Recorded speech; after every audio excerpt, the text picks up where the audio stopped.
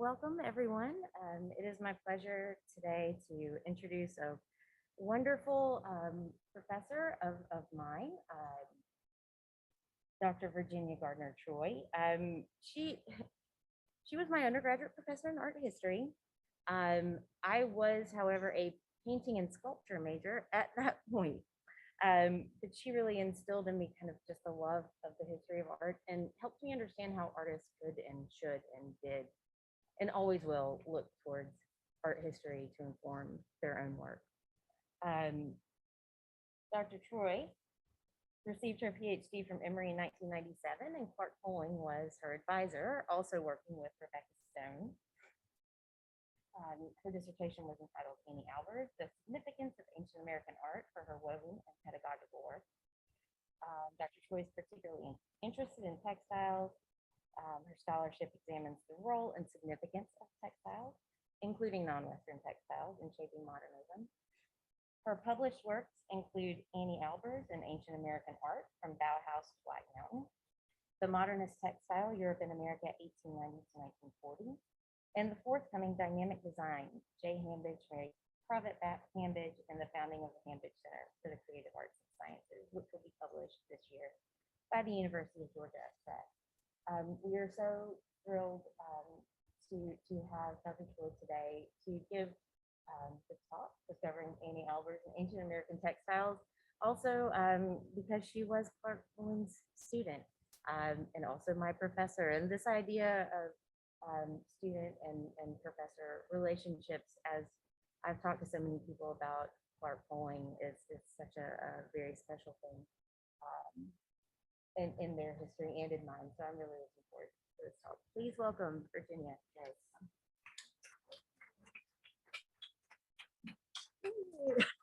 I'm going to take my mask off. All right, how's that for, can you hear the sound now? Okay, oh gosh. Nice to be back. Thank you, Andy, for that introduction. And by the way, Andy won the Writing Across the Curriculum Award for her work at the Aztec calendar stone. So that was a neat moment. I won't forget that.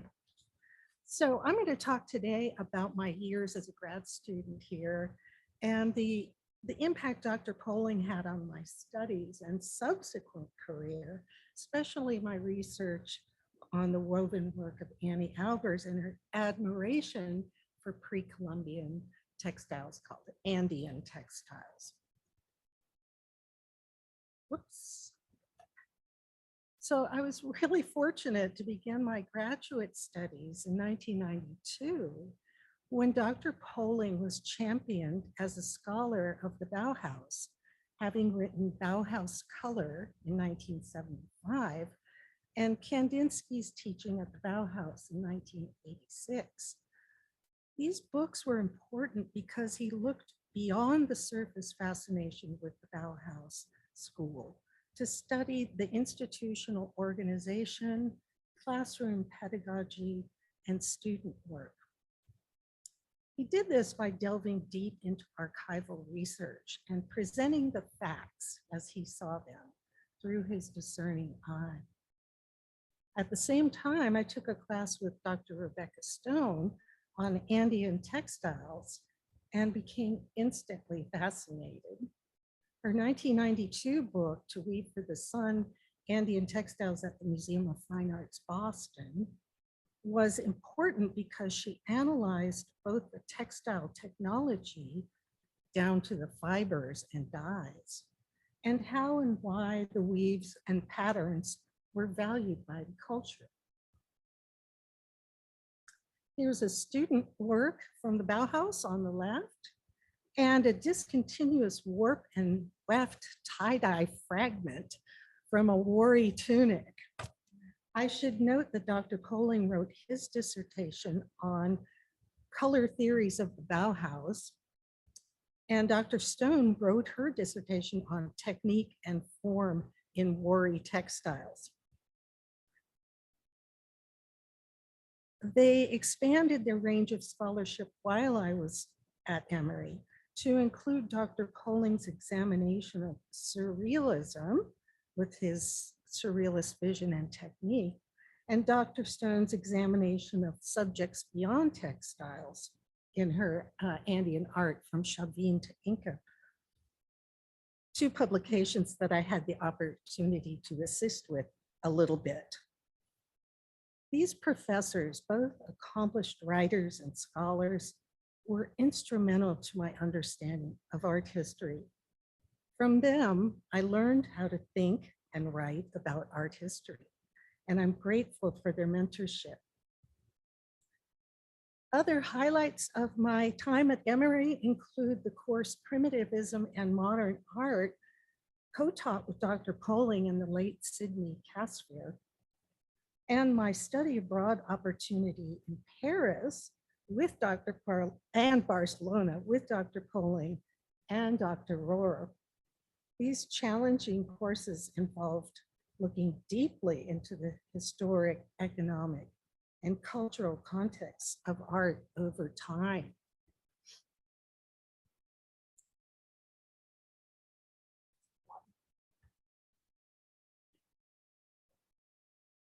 From the primitivism course, excuse me, I learned to look at modern art through the lens of colonialism and collecting practices, and how motifs and techniques were appropriated. For example, Emile Nolde adapted the feline figures from an Andean feather tunic that he would have seen in Berlin at the time. It's now at the Art Institute of Chicago. I wanted to study this period in 20th century art more thoroughly. Focusing on the Bauhaus, German School of Art and Design between the wars, Dr. Polling's courses revealed to me the depth of innovations at each stage and at each workshop of the Bauhaus School, all within the context of 20th century European modernism. I began to focus on the Bauhaus weaving workshop, which hadn't had much scholarly attention other than Walter Scheidig's 1967 book until the 1993 publication of Weltke's book, Bauhaus Textiles, which contained a lot of new insights and photographs. Looking at early Bauhaus weaving workshop work, it was interesting to note that the weavers were decidedly not interested in following the European pictorial tapestry tradition, like this example, or even the more abstracted textiles of the arts and crafts movement. I believed they were looking at Andean models, which were more geometric and grid-based. For example, the stepped fret motif with checkerboard and registers by Ida Krukovius on the left looks strikingly similar to Andean examples. And the plant and fish motifs in Margaret Victor Kohler's work on the left resembles Andean examples. And the more I learned about German collections of Andean textiles, especially at the Berlin Museum for Völkerkunde, now called the Ethnological Museum Berlin, which by 1924 had over 13,000 Andean textile examples. And the more I studied both Andean and Bauhaus textiles that were both built up from networks of patterns and non-directional shapes and squares. And the more I learned about Anni-Albers, who studied at the Bauhaus from 1921 to 1933, and who stated that her interest in pre-Columbian art began in Germany at the Ethnographic Museum, the more convincing my thesis became that Andean textiles informed Bauhaus practices. As I learned over time there was a substantial German presence in Peru by mid-19th century of merchants, doctors, and explorers such as Alphonse Strubel and his partner Wilhelm Rees, who documented monuments and collected textiles.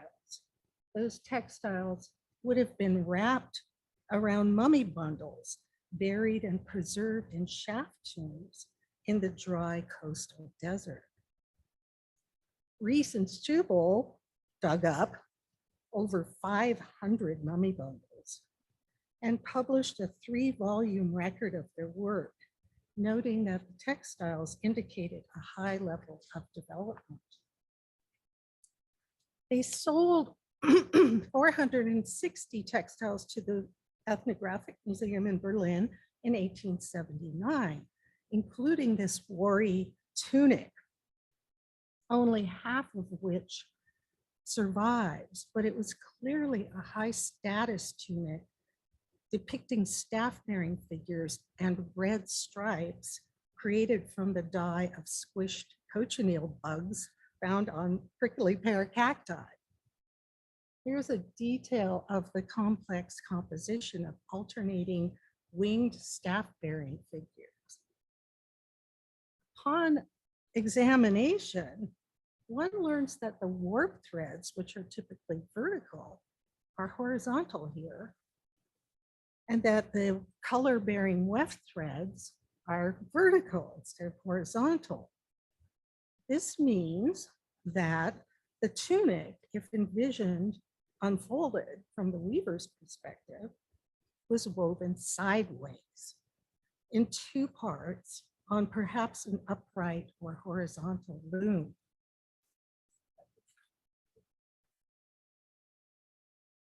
And which also means that the weavers created these figures indirectly. So they were weaving them sideways, which required great visual and technical dexterity. So the weavers would have started up here and then woven this way.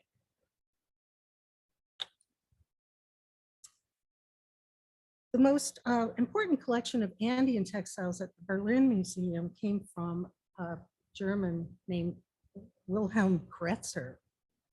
Gretzer was a textile merchant in Lima from 1872 to 1903, a period of unregulated grave looting. He collected to gain entree into social circles, and they were fairly easy to acquire. He framed some of them, he cut some of them up, he washed some, and he sold over 12,000 to the museum, Ethnographic Museum between 1899 and 1924. Here he is in the center holding a sacred skull. He formed the largest collection of Andean textiles outside of Peru. And he's surrounded by his huaqueros, or looters, hired to plunder tombs. So the Berlin Ethnographic Museum was completed in 1886. Sorry, I missed that. Anyway, it was founded in 1873. At first, so-called primitive art was displayed in cabinets of curiosities, sometimes labeled incorrectly and removed from their original context. The museum expanded, and by 1921 began to create more scholarly and interactive exhibitions, which is when the Bauhaus students would have visited. Here's a 1926 photograph of the South American room. At the same time, there were important scholarly publications written which analyzed and illustrated Andean textiles, including 1924 Art History of Ancient Peru by Walter Lehmann, who was the director of the Ethnographic Museum, In French, we have Textiles of Ancient Peru by Raoul Harcourt. And in 1929, Art and Culture of Peru by Max Schmidt, who was the curator at the museum. Interestingly, Anni-Albers owned copies of all three of these books, as I learned when I went to her house in Connecticut and looked at her library. Look right here. When the Bauhaus moved to the industrial town of Dessau in 1925, the weaving workshop became more aligned with industrial production and more neutral and constructive approaches to design. They created a limited liability company that sold prototypes to textile firms. This approach was also spurred in part by the teaching of Paul Klee, who emphasized constructive and systematic processes for building up a composition, using registers, grids, and layering of planes, making compositions instead of pictures. He taught composition to the weaving students in 1927. His pedagogical notebooks emphasize elements inherent to the geometric structure of weaving. So they learned from him, and he also learned from them. There were plenty of Andean models that reflected this approach to design, including those incorporating grid-based patterns, color swapping, inversion, and repetition, as seen on the right. That's a plate from Reese and Stubel's book, and a Bauhaus weaving on the left.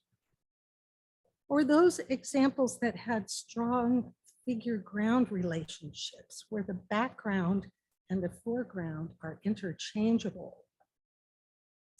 And also the concept of contour rivalry, where one contour line defines the outline of another distinct shape.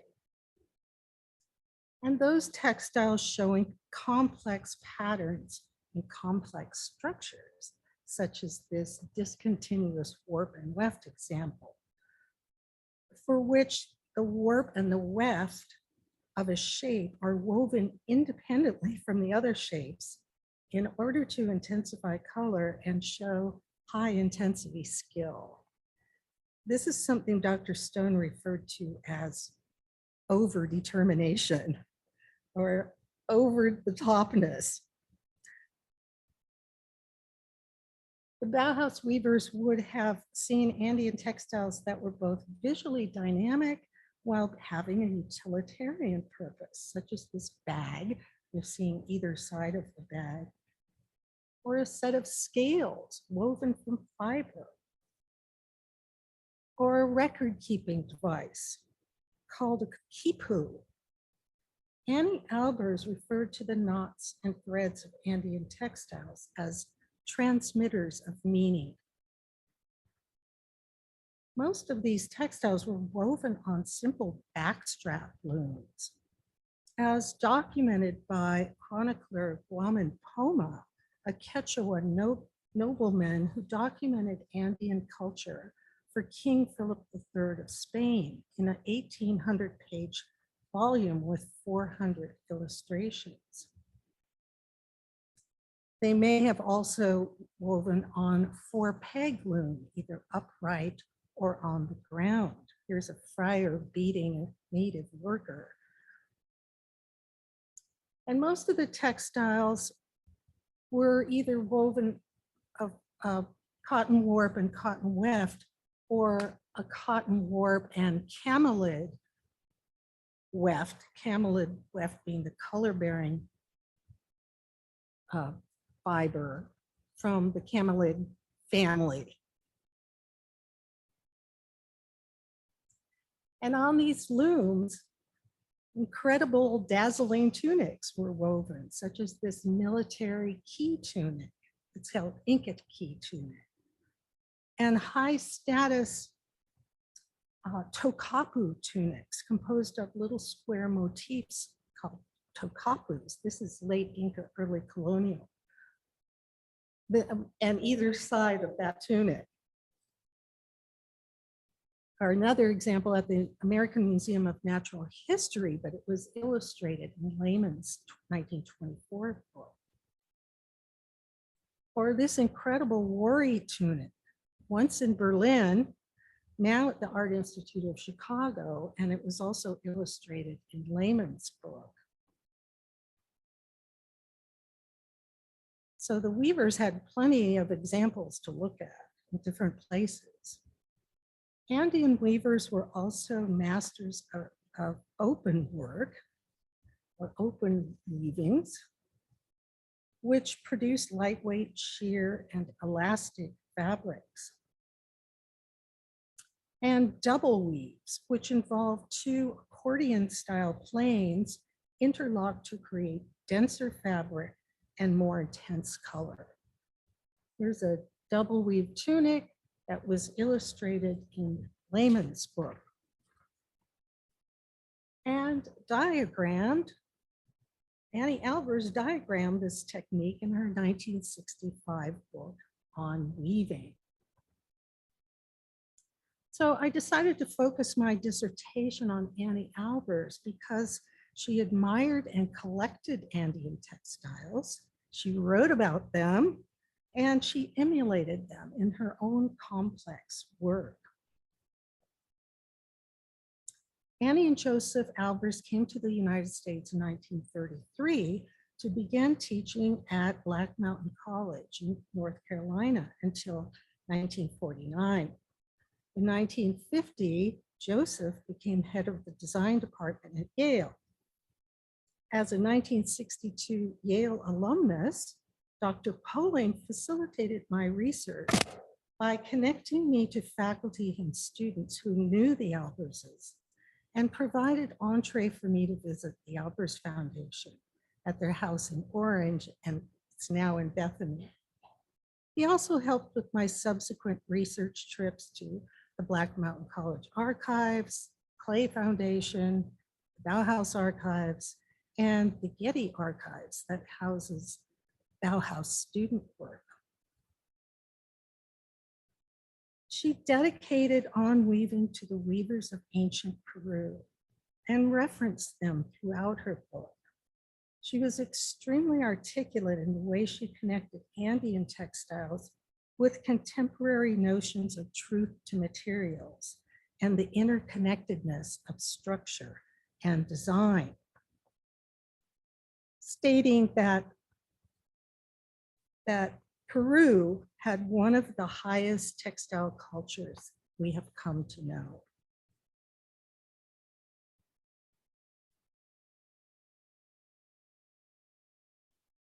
As early as 1924 at the Bauhaus, Annie created weavings in which the pattern and the surface reflected the horizontal and vertical structure of warp and weft. She mastered double weaves and triple weaves.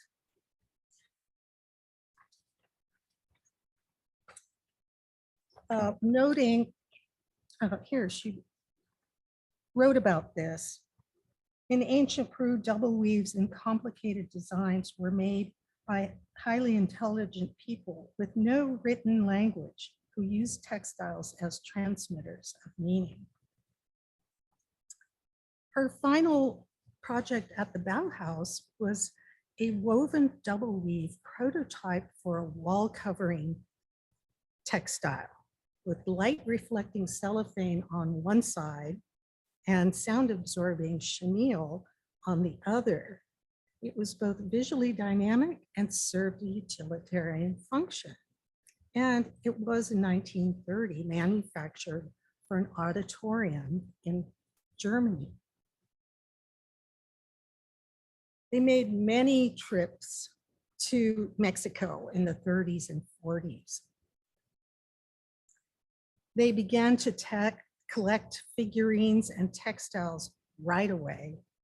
Joseph admired the the stone buildings that conform to his idea of truthfulness in art. And Annie admired the basic tools used to make complicated designs. At the Bauhaus, at the Black Mountain College, she instructed her students to learn weaving by going back to zero, as she said. Her increasing knowledge of Andean textiles inspired her to explore what she called pictorial weaving, unique, titled, and signed wall pieces for which she used supplementary weft threads to draw or write within the woven web to create meaning. So here's one of her very first pictorial weavings, Monte Alban, and the companion piece, Ancient Writing. Her personal textile collection and another that Annie assembled for Black Mountain College called the Harriet Engelhart Memorial Collection, now at Yale, shows diversity of techniques and patterns. She studied them in ways that would not be considered best practice today by unraveling some of them. And she cut some of them up into little swatches, which she encased in mylar. It's really interesting to look at these collections, which she purchased on site and also through dealers. Here's a discontinuous warp and weft with a nice little slice cut out of the left corner.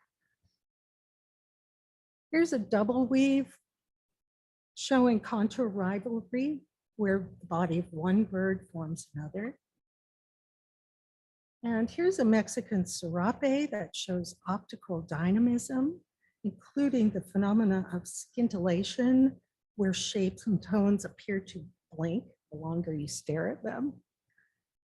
It's the same kind of effect that she tried to achieve in her 1946 work with verticals, which you probably can't see in this detail.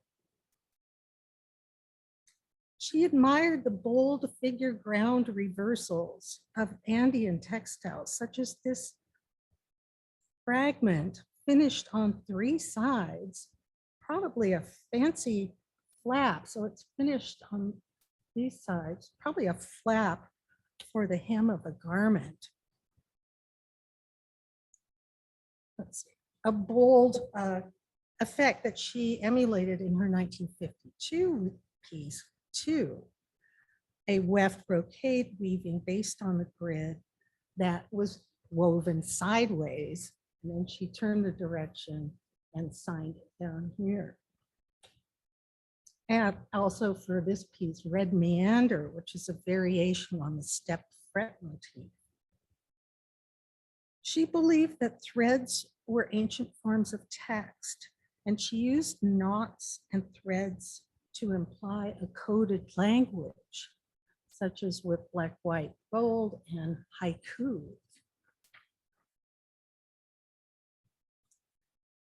Oh, and open letter. Some of the pieces in their collection show intense hues and bold color combinations, especially with gold, rose, and red hues, seen in this Wari tunic fragment. Joseph Albers explored these color interactions in his variant Adobe works of 1948, created after they spent a sabbatical year in Mexico and when they acquired most of the textiles in their collections. They finally visited Peru in 1953, confirming Annie's belief that Andean textiles represented the highest textile culture we have come to know, with works of art that one can turn to again and again. So I thank Emory University for providing such a rich learning experience. And I'm thankful for having Dr. Poling as a model of scholarly professionalism which I and others have tried to emulate and hold as a standard. Thank you.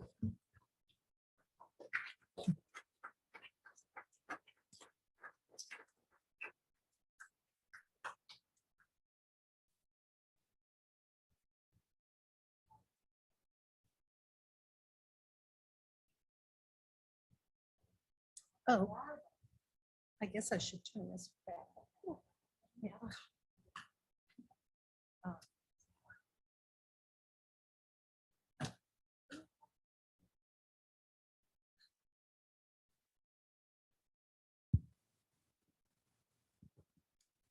Did the Bauhaus produce any textiles based on these Andean textiles?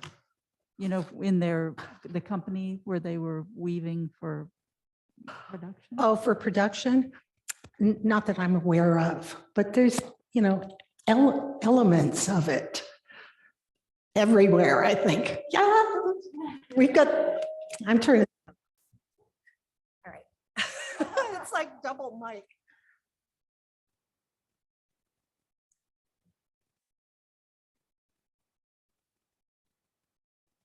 Dr. Troy, were you the first person to come up with this comparison? Well, there was a book by, oh gosh, I can't, in 1986, there was a kind of retrospective of Anni-Albers, and there was one little sentence in there that said she studied pre-Columbian art. So that kind of. I applaud you for chasing that rabbit because Yeah, it's I so know. obvious. I mean, it's not that obvious, but it's very insightful on your part to have done that. Well, yeah, there was a lot of clues.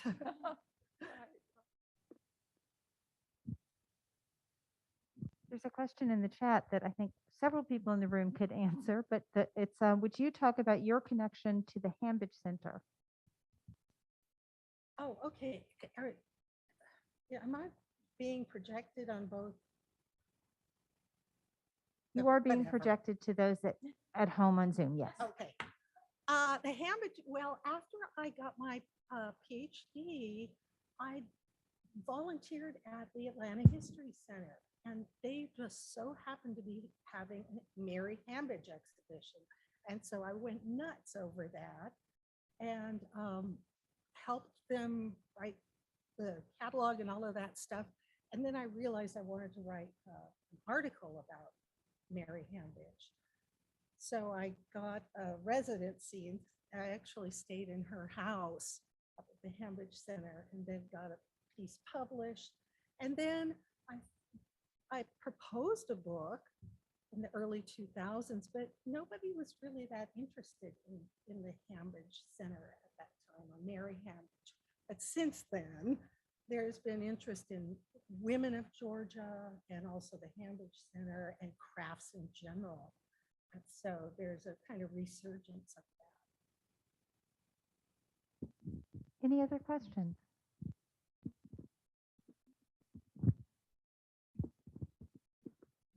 Is Mary Hambidge a weaver? Was a weaver, yes.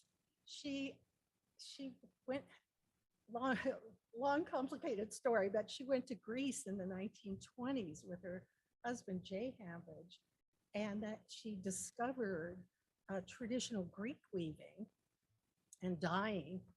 And then she moved to the North Georgia mountains and discovered Appalachian weaving. And she became obsessed with weaving and uniting these different traditions. So your book is going to have examples of her weaving? Yes, there's 130 illustrations. And the Atlanta History Center has all of the archives. They have all of her collection of gorgeous weavings. So hopefully the center will have an exhibition when the book comes out.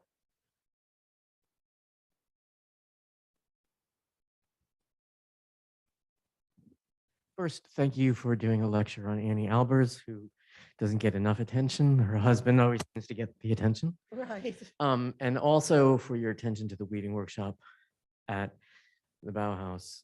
The Weaving Volkers, run by Gunther Stoltz, also doesn't get the attention it deserves.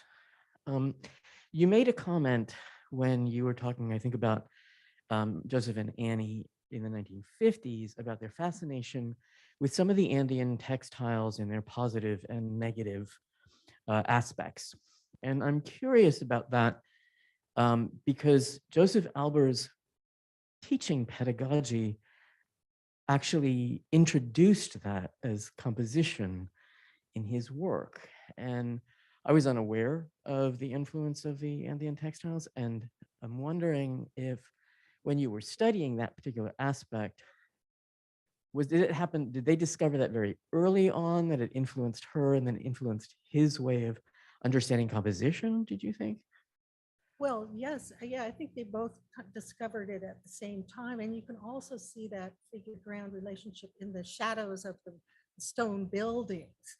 I think that's what Joseph really looked, that's what he got. And Annie was getting it maybe from the textiles. But yeah, they were both exploring that dark light figure ground old relationship. There were wonderful exercises that he did where he gave students a piece of paper and asked them to cut them and then fold them so that the negative and the positive were equal and balanced, and they seemed to be coming really straight from their studies, although he was doing that in the 1920s, so it had been very early on.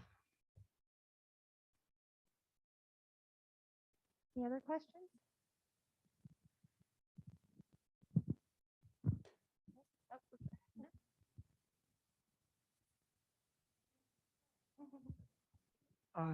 Has Anni-Albers attempted any other medium before she started weaving? Because there is some information about the Bauhaus channeling forcibly women into weaving instead of Yes. other mediums.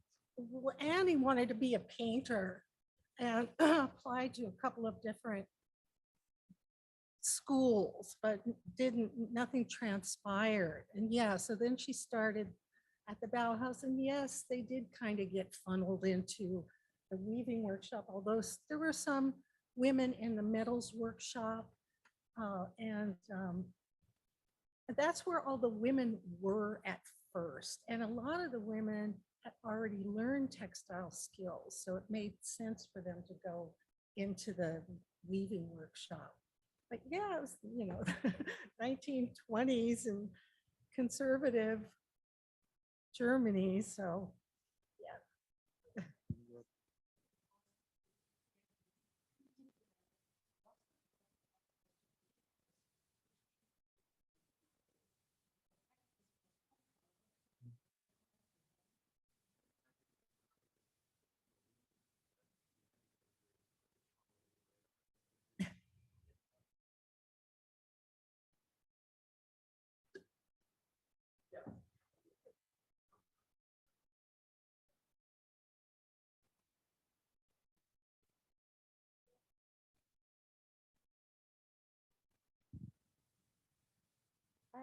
That's a Hey. yeah, that's a great point to end on. Thank you, everyone.